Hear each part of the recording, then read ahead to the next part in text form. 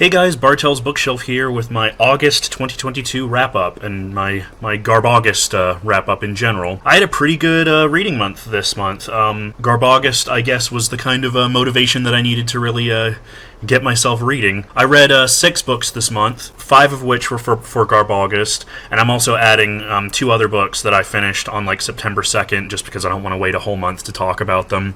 So a lot of what I'm going to talk about, I've already done individual reviews for, so I won't go into super detail on a lot of them. You can watch my videos, I'll link them in the description. But yeah, GARBAUGUST turned out really, really well. Really gave me a lot to think about in terms of what I read and why I read it, and really has really given me a boost to sort of embrace a lot more of sort of the trashy side of literature, which I was always kind of like reticent about, I guess. I didn't get as many books for GARBAUGUST read as I would have liked, but I think I got pretty much everything that I had mentioned in my tag video. I wanted to get at least 4 books read for GARBAUGUST, 1 book a week, and I read 5, so I think that's pretty good. So yeah, let's get into it. The first book I read was this one, Go Ask Alice by Beatrice Sparks, and those of you who have seen my review know that I felt very strongly about this one. This is a very famous book about that's supposedly the real diary of a teenage girl who died from drugs.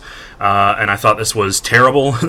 I thought it was unrealistic. I thought it was badly written. I thought it was sanctimonious and preachy, and just overall very, just seemed more about sort of being moralizing rather than actually saying anything real about the realities of drug addiction and the struggles with drugs. So yeah, I really, really hated this book, but it was enjoyable in a so bad it's good kind of way, and it wasn't long. It's only like 180 pages. So I mean, if you're curious and if you like sort of trashy literature, I would maybe give it a look. But if you're very sort of sensitive to that kind of stuff and you don't want to read a book where some middle-aged Mormon tries to get into the mind of a 15-year-old girl, then I wouldn't recommend it at all. I thought it was probably the worst book I read this month. No, definitely the worst book I read this month. The second book I read for GARBAUGUST was Phoenix No. 1, Dark Messiah by David Alexander.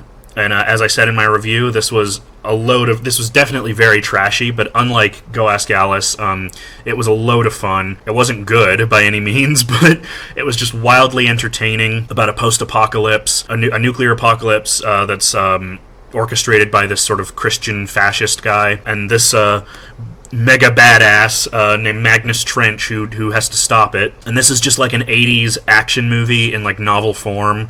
It's just over the top and ridiculous. There's lots of details about guns, and the way that the violence is written is so like pulpy and purple and over the top, talking about like turning people's faces into ground hamburger or turning people's brains into strawberry thick shake. It was a howler, definitely. There were so many times in this book where I was just laughing out loud. So while I don't think it achieved what it was trying to achieve in the way that the author intended, it was definitely a really hilarious ride and a lot of fun. Just one of those books where you're just like, I can't believe what I'm reading, and you're just in awe. It was really entertaining, so I'm very glad I finally got to this.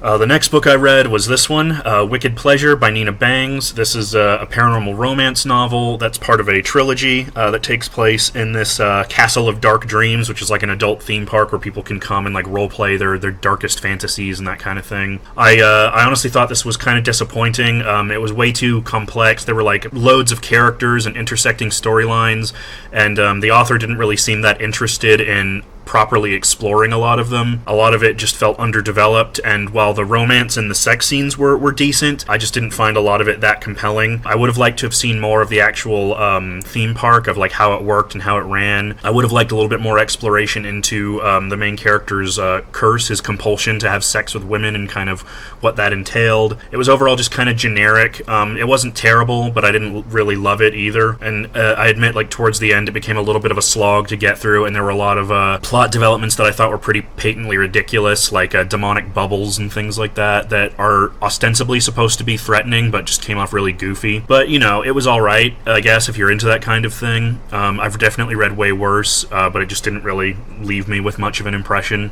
So yeah, that was that. Next, I got this one from the library, so I don't have it to show you, but it was Black Girl Lost by Donald Goines. I was interested in sort of exploring the world of kind of urban fiction, because I think generally this is a kind of a subgenre of fiction that a lot of people sort of write off as trashy, because a lot of them were they were written by black authors for black audiences from like a very non-literary perspective. They were meant to be sort of reflections of things that sort of the average person, you know, in the ghetto and things like that, you know, we're going through. Street literature, if you want to call it that. And Donald Goines was one of the first to write in that kind of milieu. The first was Iceberg Slim. I have some of his books, but I haven't read them yet. But Iceberg Slim and Donald Goines were very influential on later hip-hop artists. They've been referenced in tons of hip-hop songs. And I just felt like it was something that I'd never really explored as a reader, and I think it fit in very well for GARBAUGUST, because, you know, a lot of them, they kind of seem to fit in the same mold as kind of like blaxploitation films, where it's like, you know, very gritty tales of like urban street life, but at the same time very like melodramatic and very violent and over the top in certain ways. And that was definitely reflected with this book. It was actually very interesting. It's about a girl named Sandra who grows up poor. Her mother's an alcoholic, and she basically turns to shoplifting in order to get by. And then as she gets older, she becomes sort of like a mini crime lord, where she pairs up with this other guy who goes by Chink, who's a big guy at her school, and he's very shy, but he's a drug dealer and he has connections and stuff. And so she ends up in a relationship with him, and they form this sort of partnership where they sell drugs together and they make money that way. And the novel just kind of focuses on their meteoric rise and fall, as it often does in these kinds of stories. And I thought this was really interesting. The actual writing itself was very straightforward, but it has this real kind of intensity to it. I think Donald Goines wrote, I believe, his first few novels while he was incarcerated, and a lot of them were like pumped out pretty quickly as well, because that was how he made his money. So they have this kind of like white hot, like hot off the presses kind of feeling to them. It's very just immediate and in your face, and it's definitely like that in terms of like the sex and the violence. In particular, later on in this novel, there's some pretty like horrific things that happen to Sandra. He really doesn't hold back in terms of his depictions of those atrocities. And one of the things that I found interesting was that, you know, while it is this kind of like sort of like a crime novel, you know, rise and fall, sort of like a Scarface-esque kind of thing, get rich or die trying sort of story, there is a lot of grittiness to it, and a lot of what I felt to be a lot of truth. I mean, it felt to me as if Donald Goines is writing from a place of experience, and that gave it this kind of this verisimilitude and this propulsiveness to it that kept me reading. And he even gets a few sort of things about the black experience in there as well. Like there's a scene where Chink is arrested by the cops, and they talk a lot about sort of racial profiling and stuff like that. And there's a bit where one of the cops' partners is a black man, and he kind of talks about sort of the guilt that he feels at kind of arresting sort of one of his own, and of sort of seeing the racism in the force that he's kind of a part of. He's sort of like he's not directly sort of contributing to it, but he's a part of that sort of entity, you know. So it was very interesting. I felt like towards the end it did get a little bit melodramatic, as a lot of these sort of old, you know, vintagey paperbacks tend to do. But as I said, there was definitely a propulsiveness to the writing and a truthfulness to it that kept me reading. I can see kind of how Donald Goines became a very influential author and influential in the hip-hop community. It definitely has the vibe of like sort of that sort of hip-hop culture sort of thing. I did enjoy it. It was very interesting. So much so I actually went out to the library and got another one of his books. Let me go grab it. It was this book, Whoreson, which I found at the library, which I'm looking forward to digging into eventually. I didn't make a separate GARBAUGUST video about Black Girl Lost because I don't know, I spoke with some friends about it, and I didn't want to sort of have people take things the wrong way by putting this, you know, beloved urban, you know, sort of novel by a black writer in GARBAUGUST and calling it trashy. But as many people have discussed during the month of GARBAUGUST, saying that something is trashy or lumping it in with sort of the GARBAUGUST theme isn't necessarily saying that it's bad. It's about sort of thinking about what we call trash and why we call things trashy, and sort of reanalyzing our own opinions toward trashy literature, and maybe sort of confronting our own prejudices a little bit in terms of that. It just felt like a little bit too sensitive of a subject to make its own video about, but then I picked this book up at the library, and there's a quote on the back of this from a reviewer for the Village Voice that I thought put into words the way that I felt about the book, and his writing in general, and this sort of a trend of like urban fiction, you know. All those other black writers, no matter how well they dealt with black experience, appealed largely to an educated, middle-class, largely white readership. They brought news of one place to the residents of another. Goines' novels, on the other hand, are written from ground zero. They are almost unbearable. It is not the educated voice of a writer who has, so to speak, risen above his background. It is the voice of the ghetto itself. That sort of put a lot of it into perspective for me and helped me kind of articulate what I was feeling about the books. They don't have literary aspirations, nor should they. I think we do a disservice to literature by only focusing on sort of the literary classics, the stuff that's, you know, high up there that people study in schools. I think you can only learn so much about a culture and a people by only focusing on the things that are sort of largely accepted as sort of classics. That's why we read vintage paperbacks. That's why we read trash. You know, it's about understanding the entire breadth of the human experience, not just sort of the ones that are deemed worthy by sort of, you know, the snobbish literary types. So Black Girl Lost, it was definitely a really interesting book, and I look forward to exploring more of Donald Goines' writing and exploring more of that kind of mode of literature in the future. So yeah, that was that. The next book I read was my first Star Trek novel, Killing Time by Della Van Hise. Obviously, I have a review for this. This was a lot of fun. I really enjoyed this, mainly for the homoerotic tension between Kirk and Spock. You know, it's not perfect. The writing is serviceable, but not amazing. There's large stretches of the novel where Kirk and Spock are separated, and it's a bit dull. But I enjoyed it so much that I went out to half price and I bought a shitload more Star Trek books, and I made a resolution to read more Star Trek books because I really enjoyed it and just kind of put me back in that headspace of being, you know, a Trek fan, and it just made me remember how much I enjoyed this franchise, and so I wanted to explore it more. And that actually leads into this is one of the ones that I finished at the very beginning of September, but I'm just throwing it in here, but it's another Star Trek novel. This is Web of the Romulans by M.S. Murdock. This was number 10 in the Pocket series. This one wasn't as good as Killing Time. I didn't like it as much, but it was still, you know, entertaining. Basically, it's about the Romulans who are being ravaged by this killer virus, and they decide to break the treaty and cross the neutral zone to this planet named Kanara, where there's this grain that they can use to synthesize into a vaccine. And it's about Kirk and the crew having to sort of figure out what's going on with this conspiracy and why they're doing this and everything. The main thing that was really entertaining about this was the crew just had some computer repairs done on this planet called like Cygnus 4, and the technicians there, sort of as a joke, imbued the computer with the personality of like this dilettante, you know, young woman who's like very flirty, and she's like obsessed with Kirk. A big plot point in the book is about the ship basically sort of rebelling against the crew and obsessing over Kirk. So for example, like when it overhears Kirk and Spock talking about a mediocre poet that they don't like, it wipes all information and all poetry of that poet from the computer. There's another scene where a crewman is trying to listen to an Irish poem, but instead it starts playing a poem by John Masefield, who's one of Kirk's like favorite poets, and he's like freaking out about it because he was like, oh, like I have to listen to a poem from an English poet laureate, it hurts my Irish soul. Things like that was really entertaining. But then sort of the other half of this book almost felt like it felt like two different novels put together, because you have like this very silly plot about this like lovesick computer that they have to deal with, but then you have all the stuff going on with the Romulans, and it's like very self-serious, and there's tons of other like side characters that aren't related to the main Enterprise crew or the villains or anything. There's all these like subplots that are just like piled on each other, and this book's not long. It's only about 220 pages, so it just feels like overstuffed and a little bit like burdensome, and honestly just like I just didn't find a lot of it that interesting. It just, you know, it was typical kind of like Romulan versus Terran stuff, and it has a pretty unbelievable resolution where like pretty much every conflict in this book is resolved through Kirk just talking to people, which I know isn't unusual for Star Trek. A lot of it was about, you know, empathy over violence, but like a lot of it just seems like Gary Stu, you know, just like bullshit. Like there's this one guy named Iota, who's like this crazy fanatic he's like desperate to start a war with the Romulans because he's like obsessed with this idea of like glory and becoming like a war hero and stuff, to the point where he like goes crazy and he takes over auxiliary control of one of the other ships that's patrolling the planet where the Romulans are waiting to get all the Gran, which is as it's called,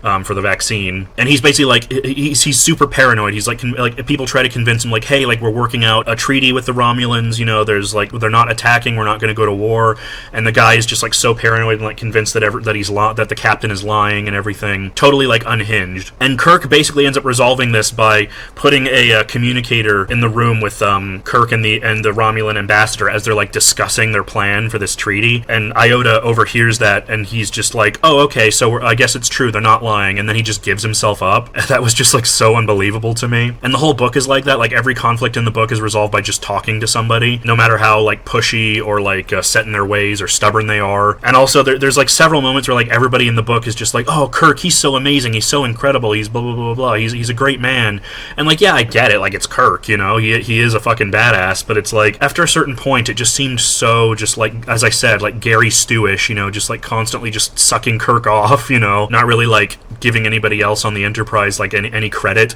And it was just very like, you know, yeah, it was okay. I didn't hate it, but I didn't like it as much as Killing Time. I have been really enjoying this trek through Trek books, so I definitely plan to read more. I'm actually reading another one right now that I hope to finish soon, and I'll make a review on that when I'm done. But yeah, so that was my my other Star Trek review or other Star Trek read for not this month, but you know, I'm putting it in here anyway. So on my final read for August, I didn't put this as part of GARBAUGUST because I didn't really consider it garbage, and I talked with some people on Ollie's server who said the same, who kind of concurred. But this was The Prisoner of Zenda by Anthony Hope. I've mentioned this several times before. This is a Victorian classic that I've been meaning to read for a long time, and I read it in preparation for Autumn Amour, because the first book I'm reading for that is The Henchman of Zenda, which is a queer retelling of this. And yeah, I really, really enjoyed this. This is a lot of fun. A very classic adventure novel about a noble named Rudolph, who has red hair. He goes on holiday to this country called Ruritania, where he meets the king, who's also named Rudolph, and who also has red hair, and who looks exactly like him. And the king is poisoned and left indisposed, and so Rudolph Rassendil has to disguise himself as the king, and basically masquerade as the king to basically keep things moving, to prevent conspiracy and from losing the throne and that kind of thing. And along the way, he encounters Rudolf Elfberg's brother, who's known as Black Michael, and he's sort of the villain of the piece, and he has plans to take the throne for himself, where he ends up kidnapping the king and imprisoning him in his castle at Zenda. And it's basically just about this, you know, this big adventure story where Rudolph Rassendil is and his coterie of people who, you know, work for the king are trying to rescue him. And this is really, really entertaining. It was a lot of fun, lots of sword fights, lots of intrigue. The action scenes are actually really, really exciting and well done. There was one really good one. Rassendil is accosted at night by three of Black Michael's coterie, and he tricks them by like grabbing a table and like getting them to open the door and then pushing it out and then running past them, and that was really cool. And one of the things that I really liked was it almost felt like an early like superhero comic book kind of story. So you've got this big bad, you know, Black Michael, who's like, you know, he's the big boss, he's like the final villain, and then he's got his little coterie of 6 villains, 6 henchmen who are called the Six, one of which is Rupert of Hentzau, who's become one of the classic literary villains, and I can see why. He's a young man, and he's very like dandyish, but he's also like a badass with a sword, and he's very charming and witty, and he's very like evenly matched with Rassendil, and he was great. Like anytime they were on screen together, it was just so much fun to read. There's all this stuff where they're like planning on how to like break the king out of Zenda, and it's just really, really fun and exciting and just interesting. It was just one of those things, like I can see like why it became so popular and so influential. It's just a crowd pleaser, you know what I mean? Just a lot of fun, noble people, you know, sword fighting and trading barbs, and it's just really entertaining. I'm really glad I read it, and I've started The Henchman of Zenda, and I'm really, really enjoying that too, so I look forward to talking about that. And I'm glad I read this in anticipation of that, because a lot of it is sort of telling the real story. So knowing the real story kind of gives you a frame of reference for reading this retelling. So I'm really glad I read this, and yeah, it was a lot of fun. So yeah, that was The Prisoner of Zenda. Then lastly, I won't spend too long on this because it is a sequel, and this was one of the other ones that I finished at the very beginning of September, so I'm just throwing it in here. And that was Royal Assassin by Robin Hobb. This is the second book in the Farseer trilogy, which is it's part of the what was it, the Realm of the Elderling series. I read the first book last year, and I really enjoyed it. And I ended up buddy reading this with a pen pal. I loved this. This was even better than the first book, in my opinion. This goes into Fitz Chivalry Farseer, who is, a bastard son of the king in waiting, and this basically follows him as he is trying to keep his relative Prince Regal from taking the throne. And this is just really, really, really good, really entertaining, and really dark, and very insular in a really cool way. It's written in first person for one thing, which you don't see in a lot of epic fantasy novels, and it's not very action heavy, but I really, really liked that. It's more about kind of the intrigue and the political machinations, the ways that the characters in the story are trying to achieve their goals through working through the rules established by the kingdom, if that makes sense. Rather than doing these crazy big battles and huge conspiratorial fights and things, it's more about the things that are left unsaid and secrets and lies and conspiracies. And this also goes more into Fitz's wit. He's witted, which means he has a connection with beasts. And in this book, he ends up befriending a wolf pup, which is named Night Eyes, and a big part of the book is about him deepening his relationship with this wolf and how they become bonded. They basically become pack mates, and that was really, really well done. I loved how the wit is described and portrayed, the way that Robin Hobb captures Night Eyes' foreignness. They communicate, they're together, they're brothers, but she makes it very clear that Night Eyes is a wolf, not a man, and there are distinct differences between them, and I thought that was really, really well done. I don't want to go too much into it because, it's the second book in a trilogy, and I don't want to spoil anything, but it was almost 700 pages. It's 675 pages, and I just flew through it. I was just, enraptured, and the ending is so good. I loved the ending. I was, on the edge of my seat, reading, just whoa, oh my god, they're doing this? Holy shit. And it was just, I just loved it. It was so good. And yeah, I'm really glad I decided to pick this up again. I'm really looking forward to reading the third book in the trilogy, which I'm probably going to wait until next month. I want to give it a bit because this is a long one, and the third book is even longer. It's 750 pages, so I want to take a bit of a break, and then I want to get back to it. But I am really looking forward to it because I really, really enjoyed this. And if you like epic fantasy and you're into something that's more than just kind of elves and orcs and battle scenes and stuff like that, I mean this is the one. There is so much intrigue and character development and the prose is beautiful. I don't know, it was just really good. I really enjoyed it. So yeah, a bit of a long one, but that was all that I read for GARBAUGUST, with a little bit into September. Thank you again, Ollie. Thank you so much for starting this GARBAUGUST event. It was so much fun. I'm really glad I did it, and it's really given me a new perspective on how to approach things in terms of my own reading and my own perceptions, and it's given me a lot of things to continue on my reading adventures, a lot more things to explore, and I really appreciate that. I'm always about sort of expanding my horizons and opening my mind and trying new things as a reader, and this really pushed me to do that, and I'm really glad that I did, because this is one of the best reading months I've had in a while in terms of just sheer enjoyment. So yeah, thank you so much. I can't wait to participate again next year. That was my wrap up. I hope you guys enjoyed, and if you did, like, comment, and subscribe, and all that stuff. And I'll see you guys later. Bye.